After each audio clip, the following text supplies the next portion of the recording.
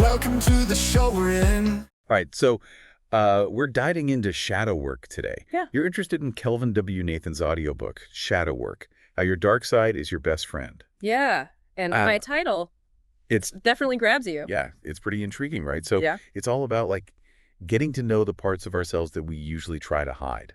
Yeah. What I find fascinating is how Nathan kind of like reframes how we think about this like dark side, you know? He's saying like instead of fearing these hidden parts of ourselves, we should think of them as our allies in personal growth. It's interesting. It's like those hidden parts hold a secret map to like a more authentic self. Yeah. But how do we even begin to understand that? Well, one of the first things Nathan highlights is actually like understanding what the shadow self is. Right. And he says it's not about like being a bad person, Right. but it's more about recognizing that we all have thoughts and emotions and impulses that we might repress or deny because they seem unacceptable or they trigger past hurts. So it's less about being bad and more about those parts of ourselves that we try to like shove under the rug. Yeah, exactly. The messy, complicated parts. And the book emphasizes that these shadow aspects, whether it's anger, insecurity, or even past traumas, they're not separate entities. Right. They're a part of who we are, and ignoring them won't make them go away. It's like trying to ignore a leaky faucet. Right. It might seem fine at first, but eventually it's going to cause some serious damage. That's a great analogy. And Nathan says these unacknowledged parts can actually end up kind of running the show from behind the scenes, you know, influencing our behavior in ways we might not realize. Okay, that makes sense. Yeah. But if these shadow parts are so ingrained, how do we even start to identify them? Right. I mean, they're hidden for a reason. Well, the audiobook has some practical techniques for kind of uncovering those hidden parts. One that stood out to me was this concept of projection. Okay. And Nathan suggests that we often project our shadow qualities onto other people. We see in them the traits that we dislike or deny in ourselves. So if I find myself constantly judging someone for being arrogant, it might be a sign that I'm struggling with my own feelings of inadequacy. Precisely. It's like holding up a mirror and seeing a reflection of our own shadow. And by becoming aware of these projections, we can start to reclaim those disowned parts and integrate them into our whole being. This is starting to sound like some deep inner work. Yeah. What other techniques does Nathan suggest for exploring our shadow selves? Well, he emphasizes the importance of paying attention to our dreams. Okay. He says dreams can be like a powerful portal into the subconscious, revealing those hidden thoughts and emotions that we might repress when we're awake. I've always been fascinated by dream analysis. Yeah. Is there like a specific approach he recommends for interpreting dreams through this lens of shadow work? Yeah, he suggests looking for recurring symbols or characters that evoke really strong emotional responses. For example, if you repeatedly dream about being chased, it could be a sign that you're avoiding a difficult emotion or situation in your life. So it's not just about remembering the dream, but understanding like the underlying message. Exactly. And the audiobook gives some guidance on how to decipher common dream symbols, but he also encourages listeners to trust their own intuition and personal associations. You know, when we first started talking about shadow work, it sounded a bit intimidating, but the way you're explaining it, it feels more like a journey of self-discovery, a way to just get to know ourselves better. That's a great way to put it. And Nathan says that shadow work isn't about becoming a different person. Right. It's about becoming a more whole and integrated version of ourselves, embracing both the light and the shadow. I love that. So if embracing our shadow is the goal, what are some of the benefits we might experience along the way?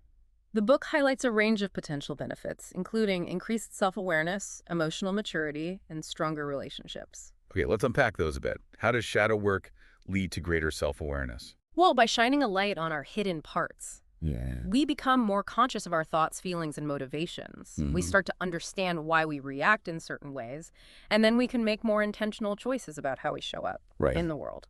So it's not just about acknowledging the shadow, it's about understanding how it influences our behavior and using that knowledge to make changes. Exactly. And this increased self-awareness can also lead to greater emotional maturity. Okay. By facing our fears and insecurities, we learn to regulate our emotions more effectively and become more resilient in the face of challenges. So it's not about erasing our shadow, but like learning to manage it in a healthy way. Precisely. And this leads to another key benefit for stronger relationships. Okay. When we're more aware of our own shadow, we're less likely to project it onto others, leading to more compassion and understanding. This is all starting to sound pretty transformative. But I'm curious, if this work is so beneficial, why do we resist it so much? Why are we so afraid to confront our shadow selves? That's a great question. I think it's partly because we've been conditioned to believe that certain parts of ourselves are unacceptable or even dangerous. You know, we fear judgment, rejection, or even the possibility of discovering something about ourselves that we don't like. So it's like we've built this wall around our shadow, Yeah. protecting it from the outside world, but also preventing ourselves from fully embracing who we are. You got it. And Nathan encourages us to dismantle that wall, to approach our shadow with curiosity and compassion rather than fear and judgment. I'm starting to see how this could be a really empowering process. But I imagine it can also be pretty challenging, right? Yeah. Are there any tips or guidelines for approaching shadow work in a safe and supportive way? Absolutely. Nathan really stresses the importance of self-compassion throughout this journey. Yeah. It's not about beating ourselves up for having a shadow side. It's about recognizing that it's a natural part of being human. He also suggests starting slowly, tackling one shadow aspect at a time, and seeking support from a therapist or trusted friend if needed. That makes sense. Like any new skill we need to be patient with ourselves and build up our strength gradually. But I'm curious, once we start to uncover these shadow aspects, what do we actually do with them? How do we integrate them into our lives in a positive way? That's where things get really interesting, and that's what we'll delve into next. So we've talked about shadow work being about befriending those hidden parts of ourselves. Yeah. But how do we actually integrate those shadow aspects into our lives in a way that's beneficial? Yeah, it's one thing to acknowledge them, but what do we do with these unearthed emotions and patterns? Right. It feels like there needs to be a next step. Absolutely. And Nathan offers a few approaches in the audiobook. One that really resonated with me is this idea of transforming limiting identities. Essentially, he's saying that a lot of us operate from identities that are formed, from societal expectations, family dynamics, or even past traumas. And these identities, while they might have been protective at some point, they can become like cages that limit our potential. So it's like we're wearing a costume that no longer fits. Yeah. Or playing a role that's been assigned to us. Right. But it's not who we truly are. That's a great way to put it. And through shadow work, we can actually examine those identities and question whether they truly serve us. Okay. Are we clinging to the good girl identity because it brought approval, even if it means suppressing our own needs and desires? So it's like shadow work is an invitation to shed those limiting identities and step into a more authentic version of ourselves. Precisely. And the audiobook emphasizes that this process isn't about becoming perfect or erasing our flaws. It's about recognizing that those so-called flaws are often strengths in disguise. That's interesting. Can you give an example of how a perceived flaw could actually be a strength? Absolutely. Let's say someone identifies as a people pleaser. Okay. On the surface, this might seem like a positive trait, but often, people-pleasing stems from a fear of rejection or a need for external validation. Right. And so through shadow work, this person could explore those underlying fears and begin to assert their own needs and boundaries. So by understanding the root of the people-pleasing behavior, they can actually transform it into a strength, like becoming more assertive and setting healthy boundaries. Exactly. And that's where this idea of reclaiming suppressed power comes in. Okay. Nathan argues that our shadow often holds untapped potential and creativity. I've always felt drawn to creative pursuits, but I often get bogged down by self-doubt and fear of judgment. Do you think those fears could be stemming from my shadow self? It's certainly possible. The audiobook suggests that our creative impulses often reside in the shadow because they represent a vulnerability and a willingness to express ourselves authentically. Okay, that makes sense. So how can we tap into that creative potential that might be lurking in our shadow? Well, Nathan encourages practices like journaling, free writing, or engaging in any art form that allows for self-expression without judgment.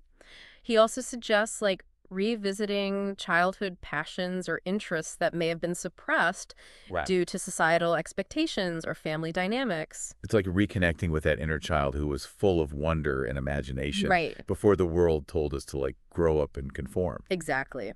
And that brings us to another key aspect of shadow work, challenging societal conditioning.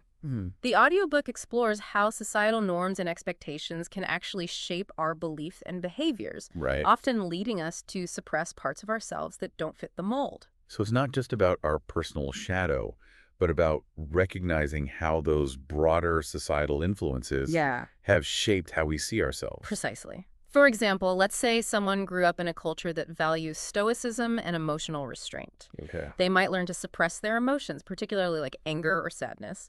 And through shadow work, they can begin to question those norms and create space for a fuller range of emotional expression. That's a powerful example. It sounds like shadow work can be a tool for like personal liberation, Yeah, for breaking free from those beliefs that no longer serve us. absolutely. And this process of reclaiming our authenticity can extend to our relationships as well. Okay, how so? The audiobook suggests that by understanding and integrating our own shadow, Yeah. we can cultivate deeper and more meaningful connections with others. I'm curious how shadow work can actually improve our relationships. It seems counterintuitive that confronting our darker sides would make us better partners or friends. Well, remember, shadow work is about increasing self-awareness and compassion. Right. So when we understand our own triggers and patterns, we're less likely to project them onto others, leading to less conflict and more empathy. So instead of blaming our partner for making us angry, we might recognize that our anger stems from like a deeper insecurity Exactly. or an unresolved wound. And that shift in perspective can be transformative for relationships. Wow. This all sounds incredibly valuable, but I imagine shadow work can also be quite intense emotionally. Yeah. Are there any risks or potential downsides that we should be aware of? That's a great question, and it's important to approach shadow work with caution and self-awareness. Nathan stresses the importance of pacing ourselves and seeking support when needed. He also cautions against using shadow work as an excuse to indulge in like destructive behaviors Right. or to blame others for our problems. So it's like a delicate balance. Yeah, Acknowledging our shadow without letting it consume us right. or allowing it to become an excuse for harmful actions. You got it. And that's why self-compassion is so crucial throughout this process, you know? It's about treating ourselves with kindness and understanding, Yeah. even when we uncover aspects of ourselves that we might not like. I'm sensing a theme here. Yeah. Self-compassion seems to be a key ingredient. Absolutely. It's about recognizing that we're all works in progress. And that's perfectly okay. And this leads to another important aspect of shadow work that Nathan touches on, Okay. the spiritual dimension. Okay. I'm intrigued. How does spirituality tie into shadow work? Well, Nathan suggests that as we integrate our shadow, we also deepen our spiritual awareness and connection. So by confronting our darkness, we create more space for the light to shine through. I love that. It's not just about personal growth, but about connecting to something greater than ourselves. Yeah. But for someone who might be skeptical of the spiritual aspect, what would you say? Is it possible to engage in shadow work without subscribing to any particular belief system? Absolutely. While Nathan touches on the spiritual implications, the core principles of shadow work can be applied regardless of one's spiritual beliefs or lack thereof. Okay. It's ultimately about self-discovery, acceptance, and integration. This has been such an illuminating conversation. It feels like we've only just scratched the surface of this topic. Yeah. But before we wrap up, I'd love to hear your thoughts on what stood out most to you from the audiobook. What's like the one key takeaway you want our listener to remember? What resonated most with me was this idea that our shadow isn't something to be feared or banished. It's a source of wisdom and untapped potential just waiting to be embraced. Right. And by engaging in this work with compassion and courage, we can transform our lives in profound ways. Beautifully said. And I think that's a perfect segue into our final part, where we'll explore some practical tips and resources Yeah. for actually doing this work. Okay, so we've talked about like the why of shadow work and the what. Yeah. But now I want to know about the how. Right. What practical steps can our listener take to actually start this journey? Well, the audiobook offers a lot of different techniques. Right? And the best approach will really depend on the individual and what resonates with them. That makes sense. It's not one size fits all. But are there any techniques that like you found particularly helpful in your own shadow work? One that I've found really valuable is journaling. It's such a powerful tool for self-reflection Yeah. and processing emotions. And Nathan suggests setting aside time each day to just write freely about whatever comes to mind without censoring or judging ourselves. You know, I've tried journaling in the past, but I often get stuck It's like my mind goes blank. Yeah. Or I end up writing the same things over and over. I hear that. Any tips for overcoming that? Well, Nathan recommends using prompts Okay. to kind of get the creative juices flowing. Yeah. For example, you could start with a question like, what am I feeling right now? And where do I feel it in my body? Or you could write about a recent dream and explore the emotions or symbols that stand out. So it's like giving our subconscious a nudge Exactly. to open up and reveal what's there. Yeah. And another technique that Nathan emphasizes is mindfulness meditation. Okay. By practicing mindfulness, we can learn to just observe our thoughts and feelings Yeah. without judgment, which is really essential for shadow work. You know, I've always struggled with meditation. My mind races, and it's hard for me to sit still. I hear that. Is there a particular type of meditation that's good for shadow work? Nathan recommends a really simple practice of just focusing on the breath. Oh. So as you breathe in, notice the sensation of the air coming in. And as you breathe out, notice it going out. Right. And then whenever your mind wanders, you gently bring it back to the breath. So it's not about emptying the mind, but more about learning to observe Yeah. without getting carried away by the thoughts. Exactly. And as we practice mindfulness, we become more aware of that inner critic, that voice that's always judging and Right. criticizing. And from that awareness, we can start to challenge those negative thoughts Yeah. and cultivate more self-compassion. It's starting to sound less intimidating and more like a gentle exploration. That's a great way to think about it. And remember, shadow work isn't a race or a competition. Right. It's about being patient, starting where we are, and just taking those small steps forward. Now, what about professional guidance? When is it a good idea to work with a therapist? That's a great question. A therapist can provide a really safe and supportive space Yeah. to explore those deeper layers of ourselves. Right. And they can offer guidance and tools to help us through the process. Right. It can be especially helpful if we're dealing with like past traumas or really deep-rooted patterns that are tough to address on our own. It sounds like having a therapist who's familiar with shadow work can be really valuable. Yeah. But for someone who might not have access to therapy, are there any other resources? Absolutely. There are tons of books, online communities, and workshops dedicated to shadow work. And even simple things like spending time in nature Great. or doing something creative Right. or even connecting with supportive friends. Yeah. Those can all be really nourishing and insightful. This deep dive has been really great, and I'm sure our listener is feeling inspired. Yeah. Any final words of wisdom before we wrap up? I would just say, remember that shadow work is a journey, not a destination. It's about befriending every part of ourselves, even the parts that we've been hiding from. And through this process, we can find authenticity, resilience, and joy that we never thought possible. That's beautiful. And to our listener, thanks for joining us on this deep dive into shadow work. Remember, you're not alone on this journey. Embrace the shadows, discover your light, and keep shining.